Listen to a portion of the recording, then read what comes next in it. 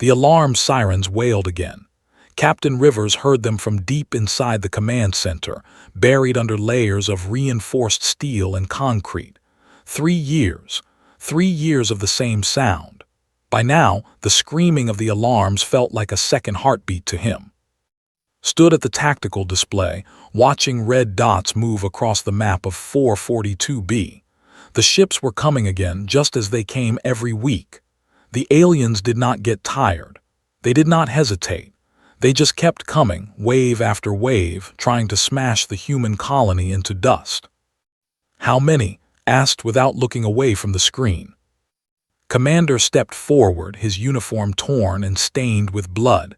Not his blood. He had learned long ago to keep his uniform clean enough to look like a soldier still stood here. 12 capital ships, 20 smaller attack vessels. They will be in range in 4 minutes. Nodded, he had heard worse numbers. Last month, the sent 30 ships. The colony lost 3 defensive towers that day, but held the core settlement. His people were good at holding on. "Get me Dr. Monroe," said. Moved quickly to the communication panel. He punched in the code for the science sector. Lisa Monroe's face appeared on the screen a moment later. She looked tired. Everyone looked tired now. The colony did not have fresh faces anymore. The fresh faces were in the ground, in the cemetery on the eastern ridge. She said, "I heard the sirens." "They are here," he said. "How are the shield generators?" Lisa glanced at something off-screen. "We can give you maybe 30 minutes of full protection. After that, we need to drop to 50% power to avoid system overload. If we push it past that, the whole grid fails." 30 minutes. Had fought battles in less time. He had also fought battles that lasted for days. They had stopped dropping nukes on the colony after the first year. They wanted something from 442B, something worth keeping intact. Had never figured out what it was. Maybe they just wanted the land. Maybe they wanted the humans dead but the planet alive. "Do what you can," said. He turned to the battle map again. They were slowing their approach. That was new. Usually they came in fast and hard, weapons firing before they even reached the outer warning perimeter. But this time, they were being careful. "What is their formation?" Leaned over the display, his thick finger pointed at the ships. "Defensive pattern, they are protecting something." His blood went cold. He had never seen the protect something. The aliens fought to destroy. They did not protect. They did not retreat. They did not spare. "Get gunners on alert," said. "I want everything we have ready. If any ship breaks formation, I want it burning in the sky." The first shot came 30 seconds later. A human missile screamed into the black sky of 442B and hit the closest ship. The alien vessel was tough, built for war. The missile punched through the shields but did not kill it. The ship kept moving forward. The returned fire. Their weapons were better than human weapons. Everyone knew that. They could burn through armor and shields that took humans 3 years to build with 5 seconds of sustained fire. But they had learned to respect human defenses. Respect meant fear. Fear meant they came careful now. A missile hit the outer defensive line. The explosion bloomed orange and red against the gray sky. Felt the ground shake under his feet. Somewhere people were dying. Soldiers in gun nests and command posts and sensor arrays. People he knew. People he had trained and fought beside. "Status," he said, his voice cold now, not angry. Anger was a luxury. Cold was what worked. "Section 7 compromised," called out. "We are pulling wounded now. Section 9 is holding. Direct hit on Tower 3 but shields held." Watched the red dots on his screen. The ships were spreading out now, trying to find weakness in the colony's defenses. They moved like hunters, intelligent hunters. That was what made them dangerous. They did not just attack. They thought. They adapted. They learned. One of the ships broke away from the formation. "Contact," shouted. One capital ship moving toward the outer perimeter, Sector 12. "It is damaged." Leaned forward. The ship's shields were flickering. One of its engines was venting atmosphere. A human strike had done real damage this time. "All batteries on that ship," commanded. "Focus fire." The colony's guns turned. Missiles launched in thick clouds. Some hit empty space. Some hit shields and bounced away, but 3 found their target. The ship's shields collapsed like paper. Its hull split open. Fire poured out into the vacuum. The ship was done. It was falling now, tumbling down toward 442B's surface. "Keep tracking it," said. "If it lands in civilian sectors, I want teams ready for salvage and search. If it lands in combat zones, we pull the pilots out if we can and destroy the wreckage." Nodded and moved to the communication station. "All units, mark the trajectory of the falling capital ship. Report when it touches down. If you can secure the crash site, do so. Prisoners of war are to be treated with respect. No exceptions." Some of the other soldiers in the command center looked at. He could feel their eyes. They thought he was soft. They thought 3 years of war had not hardened him enough. Maybe they were right, but had seen what happened when soldiers forgot that they were supposed to be better than the enemy. He had seen colonies burn because soldiers turned into murderers. Suddenly, the remaining ships pulled back, their formation breaking apart. They were leaving. After 20 minutes of battle, they were done. It should have felt like victory. Knew it did not because nobody cheered. They just sat in their stations, breathing hard, waiting for the next alarm. "Get me impact coordinates for that ship," said, "and get me a rescue team ready. Full gear. We go in armed and careful. Nobody takes stupid risks." Looked at him with something that might have been respect or might have been disappointment. Could not tell any more. "Yes, sir. The crash site is in the northern canyon, about 5 kilometers from the colony. That is still territory if they come back." "They won't come back today," said. He did not know how he knew that. Maybe he was getting too good at predicting the aliens. Maybe they were starting to think the same way humans thought. 20 minutes later was on with 12 soldiers heading toward the crash site. The ship had hit hard. Its hull was split open like a broken bone. Fire still burned in 3 different sections, fought against the alien air of 442B. They moved through the wreckage carefully. They were known for rigging explosives in their dead ships, but this one felt silent, dead, empty.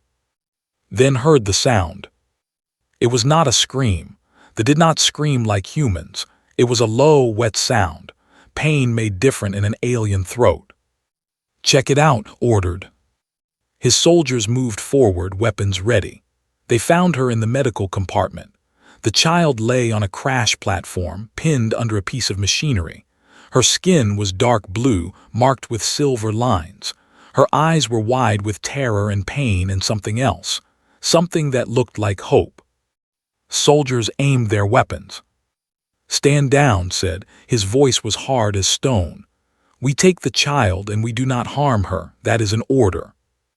One of the soldiers looked at him. "Sir, it is one of them."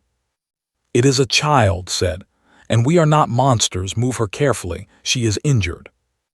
As they worked to free the small alien body from the wreckage, thought about his own daughter. She had been about this age when the war started. She had not lived to see the 2nd year. He was not going to let another child die today. Not if he could help it. Not if it cost him everything. Dr. Lisa Monroe stared at the readings from the medical scanner. The alien child's biology was fascinating and terrifying at the same time.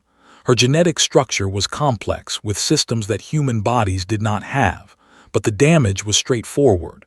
Broken bones, internal bleeding, damage to 2 organs that seemed to serve as secondary hearts. "Can she survive?" asked. He stood on the other side of the medical bay, watching Lisa work. "I don't know," Lisa said. She did not lie when things were uncertain, respected that about her. "Her biology is too different. We don't know what drugs will help her. We don't know what will poison her. I can stabilize her here, but without knowing more about her physiology, I cannot promise anything." Nodded. He had not expected different. Medicine was hard enough with human patients. With an alien, it was basically guessing. "Do what you can," he said. The child's eyes opened. They were gold and black, nothing like human eyes. They looked at with intelligence. This was no animal. This was a thinking being trapped in agony. Stepped closer. "We will not hurt you," he said slowly, knowing she could not understand. "You are safe now." The child made a sound. It was low and rough, like something grinding inside her chest. Lisa looked up from her instruments with alarm. "Her secondary breathing system is compromised," Lisa said. "The impact damaged it. I need to manually clear the fluid or she will suffocate." Watched as Lisa worked. She was skilled. Her hands were steady, but she was also scared. He could see it in the way her jaw clenched. It took 4 hours to stabilize the child. When it was done, she lay in a medical bed with tubes connected to her body. The human medical equipment looked wrong against her alien skin, but her breathing was steady now. Her vital signs were improving. Lisa finally stepped back from the bed. She needs rest and fluid, and whatever food her kind eats. We don't have that. "We will figure it out," said. But even as he said it, his communication device started beeping. His voice came through, tight with tension. "Sir, we have incoming transmission. Frequency. They are demanding to speak with you immediately." Exchanged a look with Lisa. This was bad. They did not demand, they gave orders. He went to the communication center. A face appeared on the screen. The alien was massive, with thick skin and a ridge of bone running down its forehead. Recognized the insignia of command. "I am Queen Victoria," the creature said. Her voice was deep and cold, like metal grinding on stone. "You have something that belongs to me." "We have a survivor from the crashed ship," said carefully. "We are treating her injuries." "You will surrender the princess immediately," Queen Victoria said, "or I will destroy your colony. I will burn it so completely that the ground itself will glow in the dark." The screen went black. "Turn 2, prepare defenses. We might have incoming." But the attack did not come. Instead, more messages came. Queen Victoria demanded the child. She threatened invasion. She promised that every human on 442B would die slowly and painfully if the princess was not returned. The colony's civilian government called an emergency meeting. Ambassador Hayes, the senior diplomat, was there. So were the military commanders and the colony's chief administrators. "We have to give her the child," one of the administrators said. Her name was Victoria. She was smart, but she was also scared. Fear made people push for easy answers. "If we give her the child, they will attack anyway," another commander said. His name was George Maxwell. "This is a trick. Queen Victoria is trying to get us to put the child in a position where she can be recaptured." Sat at the table and said nothing. "What do you think, Captain Rivers?" Ambassador Hayes asked. He was an old man who had spent 30 years in diplomacy before the war. He knew how to read situations. "I think we need to know what that child is worth," said. "Queen Victoria sent a princess in that ship. She did not send a soldier or a servant, a princess. Princesses matter in royal families. They are valuable." "That is the point," Victoria said. "That is why we need to give her back. That value means the queen will do anything to get her. We cannot fight that." "No," said, "but we can use it." He looked at Ambassador Hayes. "Do we have any way to communicate with the that is not military?" Hayes nodded slowly. "Through diplomatic channels, but they killed the last 3 human ambassadors I sent to their territory." "Send another," said. "Let Queen Victoria know that the princess is alive. Let her know that she is injured but being treated, and tell her that we will negotiate." The room erupted in argument. Some people thought he'd gone mad. Some people thought he was brilliant. Most people were simply scared. "This is a mistake," Victoria said. "We are negotiating with our enemy. We are treating their royalty while our own people die in trenches." "Yes," said, "we are, because that is what separates us from them. We do not kill children. We do not destroy the innocent. That is why we will win this war." Nobody believed him, but nobody stopped him either. Ambassador Hayes sent the message through diplomatic channels. 2 days passed. Then the response came. Queen Victoria wanted to see her daughter alive. She wanted proof. Prepared a video. He had Lisa record the child in the medical bay, sleeping peacefully. Then he added a simple message, written in the language that the colony's AI had learned to speak. The princess is alive. She is injured but recovering. When she is healed, we will discuss her future. Queen Victoria must agree to stop the bombardment. If she does, we will speak. They sent the video out into space, toward the fleet. The response came back within an hour. Queen Victoria agreed to the ceasefire, but her message was filled with ice. You have my daughter. You will care for her as if she were your own. You will keep her safe. And when I arrive, you will surrender her to me, or I will burn your world so thoroughly that archaeologists will find only ash. Turned off the communication device. He looked at Lisa. She will come, Lisa said. It was not a question. Yes, said she will come. He thought about the child sleeping in the medical bay. He thought about what it meant to protect someone who belonged to your enemy. He thought about whether it was worth the cost. Then he thought about his own daughter, buried in the ground on the eastern ridge. Then we had better get ready, said, because Queen Victoria is going to learn something about humans. We protect what we love, even when it is difficult, even when it is dangerous. Walked into the room, his face was serious. Sir, we have a problem, he said. Some of the soldiers are talking about removing the alien child. They think she is a danger to the colony. They think we should kill her before her mother arrives.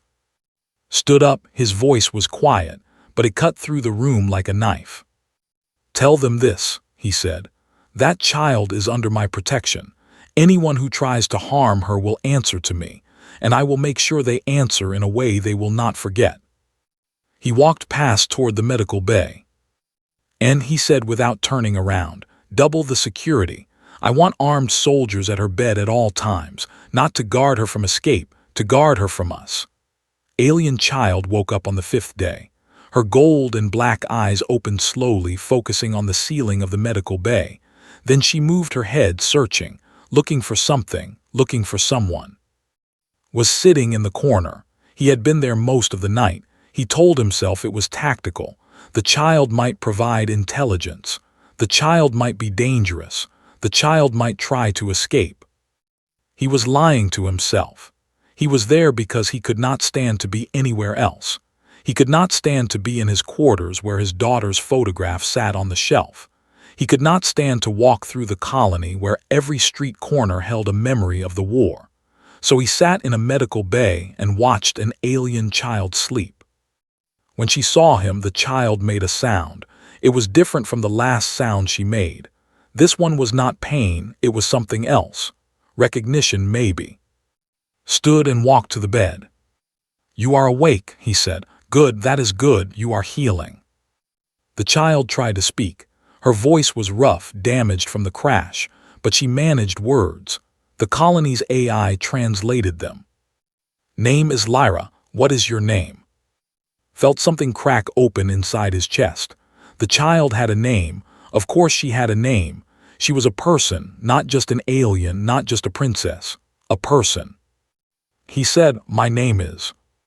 Lyra tried to move. Pain crossed her face. Put his hand on her shoulder carefully so she would know someone was there. Do not move, he said.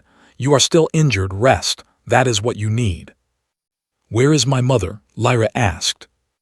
Did not answer right away. Lisa was at the medical station, watching the exchange. She looked at with questions in her eyes. Your mother is far away, said finally. But she is coming. She knows you are safe. She knows we are taking care of you. Lyra closed her eyes. She seemed to accept this answer. Over the next week, something unexpected happened. Lyra grew stronger. Her alien body was tougher than human bodies. The injuries that would have kept a human in bed for months healed in days. Her secondary breathing system repaired itself with Lisa's help. Soon she was awake and alert. And she was curious. She asked questions about everything, about humans, about the colony, about war and peace. Some of her questions were simple, some were difficult. "Why do you protect me?" she asked one afternoon. Had to think about that one. "Because you are a child," he said finally. "Because you did not choose to crash here. Because if I do not protect you, nobody will." "That is not the way of my people," Lyra said. "My people value strength. We do not protect the weak." "Then maybe," said, "my people have learned something your people need to know." Lyra looked at him with her gold and black eyes. "You are sad, very sad. Why?" Stood up and walked to the window. Outside, the colony's defenses gleamed in the pale light of 442B's sun. "I had a daughter once," he said. "She was about your age. The war started before I could protect her, before I could do anything. She died." Lyra made a sound that was soft and sad. "I am sorry. My mother told me about your kind before the war. She said you were dangerous because you would die for things. She said we would not understand that." "Is she right?" asked. "I do not know, but I think maybe I begin to understand now." Turned back to look at her. This alien child, this princess, was smarter than most human children. She thought like an adult. She felt like an adult, but she was still a child. The next morning the warning alarm screamed. Ships were approaching. Not 12, not 20. Over 200 vessels were moving toward the colony. Queen Victoria was coming. Went to the command center. Was already there, his face tight with stress. "They are broadcasting an ultimatum," said. "Queen Victoria demands that we bring the princess to the surface at the colony's northern boundary in 1 hour. If we do, she will allow the colony to live. If we do not, she will destroy everything." Looked at the tactical display. The ships were arranged in a perfect formation. This was not a military attack. This was a show of force. Queen Victoria wanted to demonstrate that she had the power to destroy them at will. "Bring Lyra to the medical preparation room," said. Lisa appeared on the communication screen. "No," she said, "you cannot give her back, not like this." "I know," said, "but we need to move her. If the Queen sees that we are taking this seriously, that we are preparing to hand over her daughter safely, it might buy us time." But even as they moved Lyra, something changed. The formation began to shift. The ships were moving into an attack configuration. "They are going to bombard the colony," said. His voice was hollow. Then Lyra's voice came through the communication system. She was calling for. He ran to the medical preparation room. Lyra was on a transport bed, and she looked terrified. "Your mother is attacking," she said. "I can feel it. The weapons systems, the targeting arrays, she is going to kill everyone." "Not if I can help it," said. He made a decision that would change everything. "I am taking her to the boundary line," said. "Get the outer defenses ready. I want every gun ready to fire. If the Queen tries anything, we burn every ship in the sky." "That will start a war," said. "The war is already started," said. "I am just going to make sure we live through it." Took Lyra himself. He carried her in his arms because she could not walk far yet.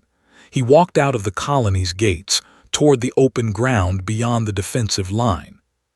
Queen Victoria's ship descended from the sky. It was huge, a flagship, a vessel that could vaporize the entire colony in 30 seconds. The Queen herself came down in a smaller transport. She was massive, even by standards. She moved with the weight of absolute authority. Stood his ground. He held Lyra in his arms.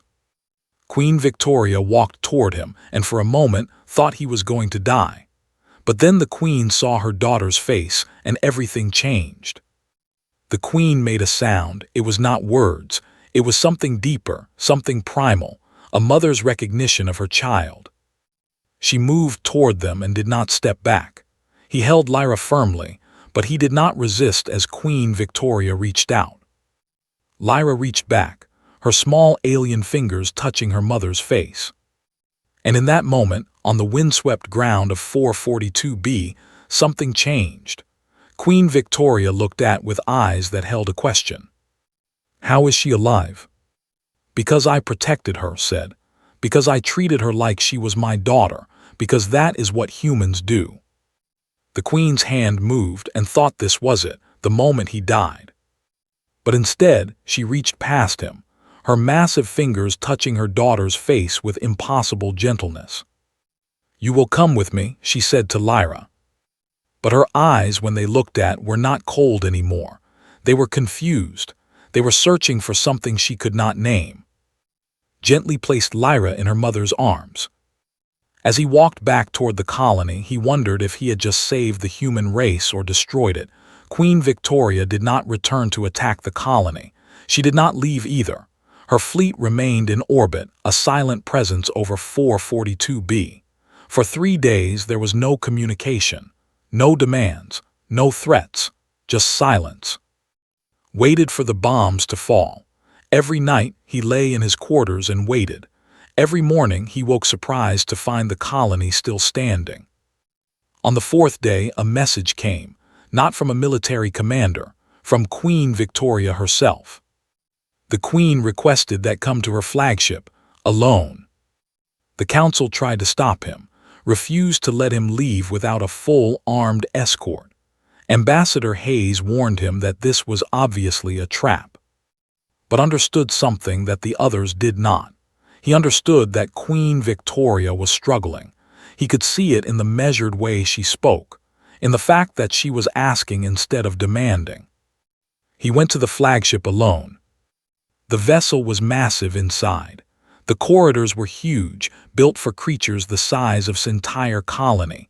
He walked through those corridors and felt very small, very mortal. Queen Victoria waited in a room that was either a throne room or a war chamber. Could not decide which. The Queen sat on a platform, her massive form somehow looking diminished. "You came," Queen Victoria said. "You asked me to come," said. "I could have taken you," the Queen said. "I could have simply taken the ship and captured you. Why did you trust me?" Thought about that question. It was a good question, a dangerous one. "Because you called her daughter," said. "Not princess. Not heir, not possession, daughter. I heard the way you said it. You love her, so I trusted that." Queen Victoria was silent for a long moment. "Lyra told me what you did," the Queen said. "She told me you saved her from the wreckage, that you brought her to your healers, that you stayed with her while she recovered. Why would you do this? She was the enemy." "She was a child," said. "That is all that mattered." Queen Victoria stood. She walked to a viewing screen that looked down at 442B below. "My empire is splitting," she said. "There are those who believe I should have destroyed your colony the moment I knew my daughter was there. They believe I show weakness by allowing your settlement to stand. Some of them are already talking about removing me from the throne." "Are you asking for my advice?" asked carefully. "No," the Queen said. "I am telling you what your compassion has cost us both. It has made you enemies in my court, and it has made me question everything I have believed about my own kind." She turned to face him. "My people value strength," she said. "Power. The ability to take what we want and destroy those who stand against us. These are the values that have made us great. Lyra's mother before me and her mother before her all believed in these values. We conquered 100 worlds because we were willing to do what others were not." "And now?" asked. "Now," Queen Victoria said, "my daughter tells me that your kind learned something we lost. She says humans value the weak. Humans sacrifice themselves for those who cannot protect themselves. She says this makes you stronger, not weaker." "Is she right?" asked. Queen Victoria looked away. "I do not know," she said, "but I know that when I held my daughter, when I felt her alive in my arms instead of dead, I was not thinking about empire. I was not thinking about power. I was thinking about the fact that I almost lost her, and I was grateful." "Waited." "There is a traitor in my court," Queen Victoria said. "A commander named. He wants to destroy your colony and blame it on a malfunction in the fleet's navigation. He wants to force me to retaliate. He believes that if he can get me to destroy your people, the court will see that I am still strong. They will forget my moment of weakness." "Why are you telling me this?" asked. "Because Lyra asked me to," Queen Victoria said. "She said that you would know what to do. She said that humans are good at solving problems that seem impossible. She said that you had protected her from her own mother in a way. You had shown her that there was another way." Understood what the Queen was saying. She was asking him without asking to help her. "I will need information," said. "Everything you know about this commander, everything you know about his movements, his plans, his allies." "If I give you that information," Queen Victoria said, "you could use it to attack the fleet. You could strike at my government while we are divided." "Yes," said, "we could, but we won't." "How do I know?" Queen Victoria asked. "You do not," said. "You have to trust me, the same way I trusted you when you held your daughter in your arms." Queen Victoria made a sound that might have been a laugh. "You are asking me to do the impossible," she said. "Yes," said. "Welcome to what humans call faith." The Queen walked to a communication console. She entered codes and pressed commands. Information flowed across the screen. Tactical reports, internal messages, Commander's secret communications with court members who had turned against their queen. She turned to. "Here is what you need to know," she said. "Use it wisely, and remember that I am trusting you with the stability of my entire government." Left the flagship with data drives hidden in his uniform. He had been given the keys to a civil war. He could start that war with just a word, or he could prevent it. Back at the colony, he met with Ambassador Hayes and, "This is intelligence," he said, handing over the data drives. "It shows that Commander is planning to attack the colony without the Queen's authorization. Queen Victoria wants us to capture him. She wants evidence that can be used against him in her court." "This is a trap," said immediately. "Maybe," said, "but I think Lyra's mother is trying to do something difficult. She is trying to change the way her people think, and we can either help her or let her fall." "If we help her," Ambassador Hayes said slowly, "we become allies with that changes everything." "Everything already changed," said, "when we decided to protect her daughter." They captured Commander 3 days later. The Commander was preparing his attack, and forces moved in with precision. There was a brief firefight but was taken alive. They delivered him to Queen Victoria in a secured transport. The Queen had him executed in front of her court, making a public statement that no one attacked humans under her protection without consequence. It was a gesture, a small one, but it meant something. When returned to his quarters that night, he found a message waiting. It was from Lyra. "My mother said to tell you that you were right, that humans are strange and strong because they make choices that do not serve them. She said maybe her people need to learn this. She asked me to thank you for teaching me what my mother could not."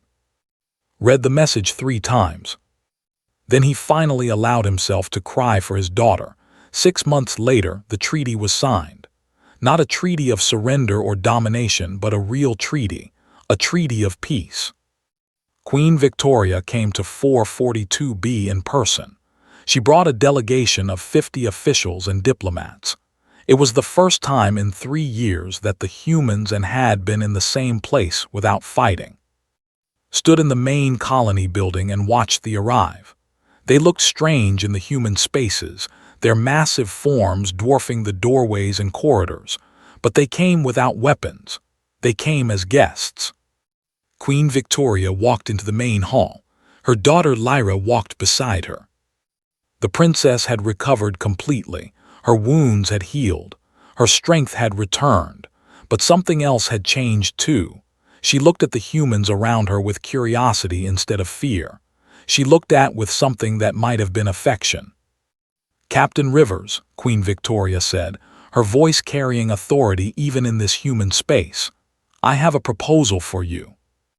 Approached the Queen carefully. "Yes, Your Majesty." "My daughter wishes to remain on 442B, Queen Victoria said. "She wishes to serve as ambassador between our two peoples. She believes that if we are to truly understand each other, we must have someone who understands both sides." Looked at Lyra. The alien princess nodded. "I want to stay," Lyra said.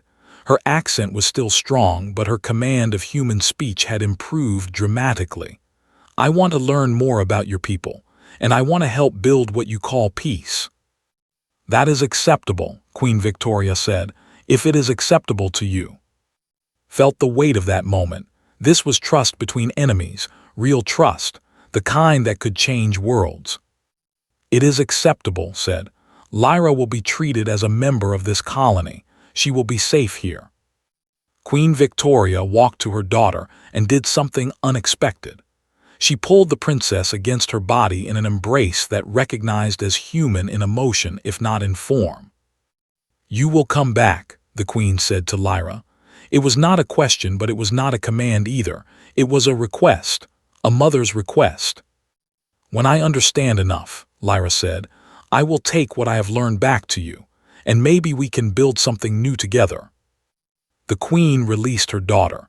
When she turned away, could have sworn he saw moisture on her face, but did not cry. That was something only humans did. The official treaty signing happened in a neutral chamber, built to accommodate both species. Queen Victoria and the colony's civilian administrator signed their names in both languages. The war was over. But the real changes came after. Scientists began working with human scientists. They shared technology. They shared knowledge. Diseases that plagued humans could be cured by medicine. Problems that engineers could not solve, humans solved in unexpected ways. Lyra became a living bridge between two worlds. She learned human culture. She taught humans about traditions. She organized cultural exchanges and educational programs. She was, in many ways, the most important person in the colony. But she spent most of her time with. They walked through the colony together. Lyra asked questions about everything, answered them with patience and care. "Your people were afraid of us," Lyra said one day as they walked near the defensive wall. "Yes," said, "we thought you were going to destroy us." "And now?" Lyra asked. "Now I think we are learning to be something new together," said. "I think we are becoming a single people instead of two separate ones." Lyra stopped walking. She looked at with those gold and black eyes. "My mother told me something," she said. "She said that before the war, her father wanted to expand the empire further. He wanted to attack your colony from the beginning, but she chose to attack to test your strength. She wanted to see if you were worth conquering." "And what did she learn?" asked. "That you were worth more than conquest," Lyra said. "That you were worth understanding. That you were worth keeping alive." Smiled. "Your mother is wiser than she pretends to be." 1 year later, was walking through the colony when he found a photograph. It was in the memorial section, where the colony kept images of the dead, of the fallen soldiers and civilians who had not survived the war. His daughter's image was there, young, smiling, forever frozen at the age she had died. He stood there for a long time, looking at her face. Lyra found him there. She did not say anything. She simply stood beside him, quiet and present. "I failed her," said finally. "I could not protect her." "But you protected me," Lyra said. "And in protecting me, you changed everything. You changed my mother. You changed my people. That is a different kind of protection. You protected the future." Looked at the alien princess standing beside him. He looked at her and saw something that had not existed a year ago. Hope, faith, a belief that two very different species could learn to love each other. "Thank you," he said, "for coming to us, for teaching us what we needed to know." "Thank you," Lyra said, "for not letting me die." 2 years after the peace treaty, a new ceremony took place in the colony. A mixed ceremony, with humans and together. Lyra was made an official citizen of the human colony. At the same time, was made an official advisor to Queen Victoria's government. They were no longer enemy and enemy. They were family. Queen Victoria watched from the viewing platform as her daughter and the human captain stood together. The Queen's face was impassive, but something in her posture had changed. She no longer looked like a being obsessed with power and conquest. She looked like what she truly was, a mother, a leader, someone trying to build something better. That night sat alone in his quarters. He looked at his daughter's photograph and at a new photograph beside it. A photograph of Lyra and himself, standing in the human colony, smiling. "I could not save you," he said to the first photograph, "but maybe I saved her. Maybe that is enough." He sealed both photographs together in a frame and hung it on his wall. Past and future, loss and gain, the weight of mercy and the strength of compassion. The alarm system did not scream that night. For the first time in 4 years, there were no warning signals, no incoming weapons, no need for shields or guns or soldiers ready to fight. Just peace, just silence, just the sound of two worlds learning to be one. Slept without fear. And when he dreamed of his daughter, no longer alone, but surrounded by two species finally understanding what it meant to care for each other. The war was over. Something else had begun. Something that would echo across the stars for generations to come. A reminder that the greatest strength was not in weapons or power, but in the choice to protect those who could not protect themselves. In the choice to love when it was easier to hate. In the choice to be human, even when you stood among the aliens. That choice changed everything.